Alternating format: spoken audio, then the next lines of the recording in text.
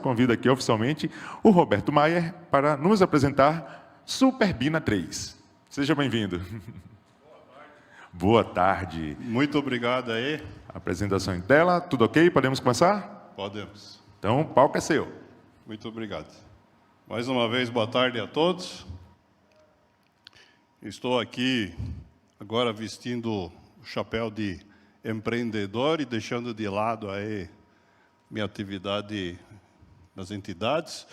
A empresa MBI eu fundei já fazem 30 anos e nós começamos com foco em ferramentas para desenvolvedores de software. Então, certamente uma empresa que não é mais iniciante, né, que passou por muitas e boas, que eu não vou contar para vocês aqui, mas vou focar aqui na ideia que nós submetemos na edição de chamadas 2020. O problema que nós identificamos como sendo o que nós iríamos trabalhar é essa questão do mundo do Hyper Big Data. Existem informações espalhadas aí em bases de dados pelo mundo todo que a gente quer consultar alguma vez e por um custo muito, muito baixo.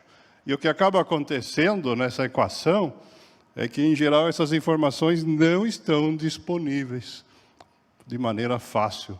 Para pegar exemplo lá do cadastro imobiliário, que foi mostrado pelo Ítalo há pouco, né? Está disponível naquela cidade.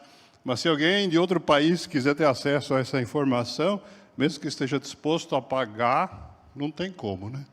Tá certo? Então, nós enxergamos essa questão e trabalhamos ela. Aí tem, na verdade, eu dei esse exemplo porque me ocorreu enquanto estava assistindo a apresentação, mas aqui tem muitos outros, né?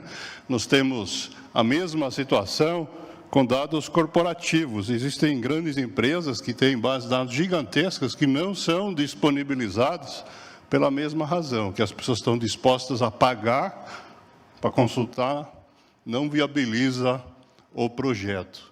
Dados de governo, cidades inteligentes, né? O exemplo que eu costumo dar é o exemplo, né, dos dispositivos de IoT, né, que estão sendo espalhados pelo mundo todo, geram bilhões de informações, né, e que a gente não consegue acessar de forma disciplinada. Certamente, numa grande cidade, se eu preciso de um ponto ao outro, qualquer um pagaria alguns centavos para desviar da rota onde está caindo granizo, se tem sensores informando. Mas viabilizar isso ainda é um desafio. A nossa ideia, então, qual que é? É a gente resolver isso através de uma interface de usuário simples, porque esse é um problema, né, que as pessoas vão fazer uso eventual, então nós não podemos exigir que o usuário seja muito experiente no uso dessa ferramenta, não pode ser complexa. Então, a ideia é que ela seja totalmente baseada em assistentes, né, wizards em inglês. E mais, que aquilo que a gente colocar na mão do usuário, o aplicativo, ele seja configurável depois de distribuído, para poder incluir novos serviços que eu for integrando na plataforma, sem ter que reinstalar o software e fazendo também a cobrança conforme as características de cada serviço.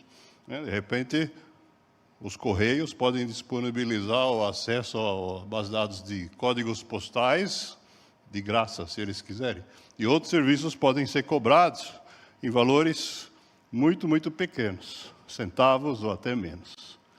Muito bem. Para colocar isso em prática, nós usamos como alavanca uma outra ideia que foi apresentada no Incodei de 2017, que é um servidor de transações na nuvem chamado VersaCloud. Na época que nós apresentamos, ele estava no estado de desenvolvimento, hoje ele está operacional, e nós estamos trabalhando para fazer, a partir dele, uma spin-off.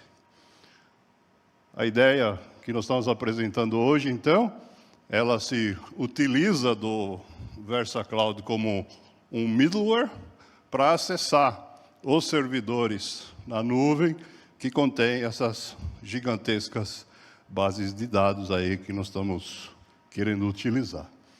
E a solução, o Superbina, vai rodar, então, na estação que está na mão do usuário. Ok? Então, eu vou mostrar aqui pela primeira vez em público, né, como que nós estamos desenvolvendo isso. Né?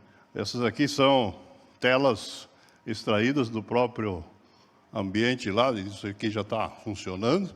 Né? Então, é uma interface que pode ser implementada tanto para usar com mouse como com dedo, né? Ela foi pensada para isso, e que se baseia no VersaCloud. O que isso nos dá como vantagem? Primeiro, nós temos aqui a gestão do tempo de rechamada, porque um dos problemas de disponibilizar bases desse tipo são os ataques de negação de serviço. E usando o middleware adequado, isso aí fica impossibilitado. Né? Além disso, todas as conexões são por tempo limitado. No próprio tela de login, ali o usuário escolhe por quanto tempo ele quer ficar conectado. A cobrança, ela é baseada no sistema de créditos do VersaCloud. Então está aqui, né? Eu sou um cara rico, eu tenho crédito aí bem expressivo. Né? Esse sistema aí de moedas que nós chamamos de VersaCoin não é uma moeda, uma criptomoeda, mas é uma moeda digital. Cada uma das opções que aparece aqui na tela, então, é a interface simplificada, onde nós vamos aqui, como exemplo, acessar um dos wizards. Né? Então, esses wizards, eles têm essa cara aqui, nós dividimos o problema em 5 etapas, tem os números embaixo, para facilitar a identificação, a navegação. Na primeira etapa, cada um descreve a sua funcionalidade. Para os usuários avançados, tem a opção de não repetir isso em usos subsequentes. Depois, tem que informar os parâmetros para aquela consulta que vai ser feita. No terceiro passo, o sistema avalia a solicitação que foi feita para exibir qual será o custo daquela consulta. Porque ela pode ser muito grande, porque você especificou parâmetros inadequados, ou ela pode não ter resposta, ou porque o usuário não tem saldo para cobrir o custo. E em confirmando a requisição, então a operação é executada e recebe os resultados. Toda essa interface ela foi pensada para o usuário, né, comum, mas ao mesmo tempo nós planejamos uma série aí de facilidades para o usuário experiente. Okay? Então, tudo que está disponível de forma simples também está disponível aí através de teclas de função e coisas semelhantes para o usuário que usa isso de forma contínua, poder ganhar velocidade na operação. Nós começamos o desenvolvimento desse projeto em maio e pretendemos disponibilizar até março do ano que vem a primeira solução 100% funcional. Está sendo feito tudo com recursos próprios. Né? O nosso modelo de negócios, eu não vou ter tempo aqui de detalhar, mas aqui a ideia essencial é que haja uma divisão entre quem comercializa os créditos, entre o desenvolvedor do front-end, a interface de usuário, do middleware, e o servidor de back-end, de tal forma que quem disponibilizar suas informações para ser acessado também vai ser remunerado por essas consultas. Né? A interface, né, vocês viram, ela já é pensada para ser global, né? O VersaCloud já permite a gente registrar em quantos idiomas a gente quiser, tudo que aparece na tela. Né?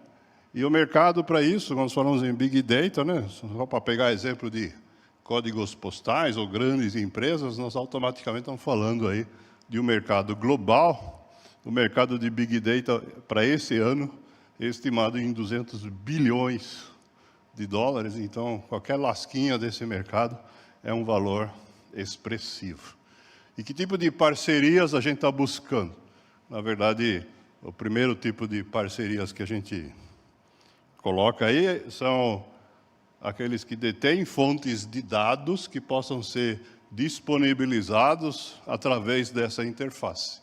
Então, podem ser organismos de governo, de cidades, de sistemas de IoT, grandes empresas, né, quem queira disponibilizar as informações para serem consultadas dessa forma controlada e cobrada por unidade de consulta.